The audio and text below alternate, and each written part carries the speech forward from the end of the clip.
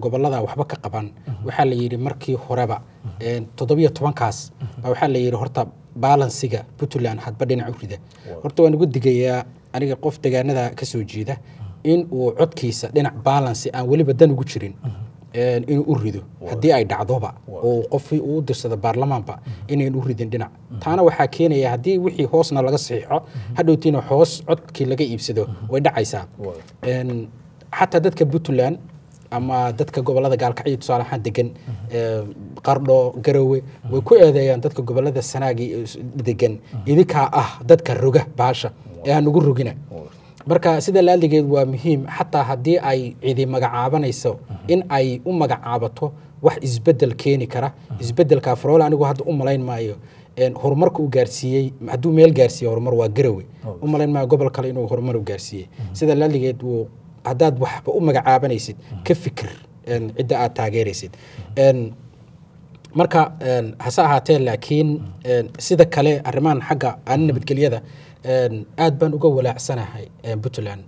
xagga nabadgelyada sababtoo tahay hadduu qofku u maleeyo inuu asaga awood u leeyahay in uu wadankan maamulo cid kalena ayaan maamuli karin waxa kamid ah Cabdiweli waagi dhaweed markuu galay magaalada waa loo diiday baa lagu yiri baabuur technica oo watay waa laga reebay sida la aligeed dad cabsi badan baa laga qabaa waxa ay noqon doonto Farool awood buu leeyahay awoodiisana waa tan uu ku burburiyay shirkii taleex ka socday waana ka awood badan yahay nimanka socdo oo dhan laakiin waxaad ogaataa hadii wuxuu kala dhacaan ergeygii United Nationka garow tagay gaalkacyo tagay Boosaaso tagay waxaad arkartaa inay xogtu hayso UN-ta inay dhibaato ka dhici karto meeshan hadii aanan arintan nabadgelyada aad looga shaqeyn sida la aligeed anigu waxaan u arkaa hadii uu Farool isku dhajiyo xukunka oo yiraahdo nimankiinan meelaha ka timaada ku noqda ama ku wadanka jooga waxba ma tiidin ana xukunkaasana inuu khilaaf ama colaad bay ka dhalan kartaa regionkaas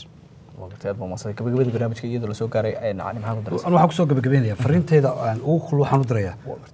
dadka xubnaha baarlamaanka ama Muqdisho noqoto Puntland noqoto meel kale noqoto dadka metelay dadka shacabka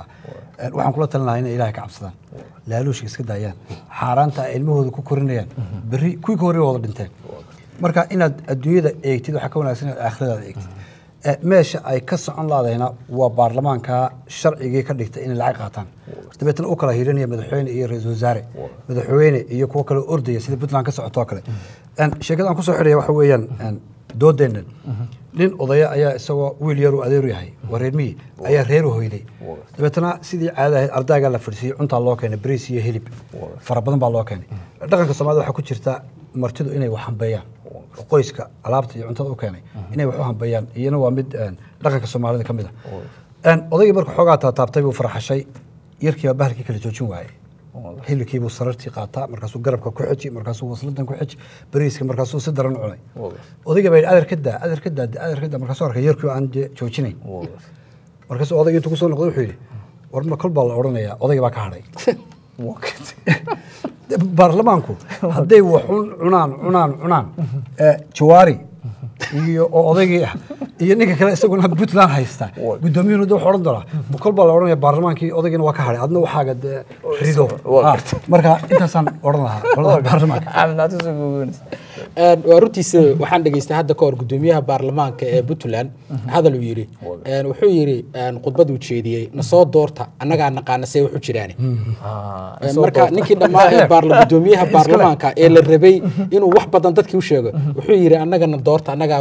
sidii wuxuu jiraan ogay marka waa sida uu sheegay hadda waxaan noo dhiman baan bulayna gudoomiyaha baarlamaanka dhinaciisa ka cuno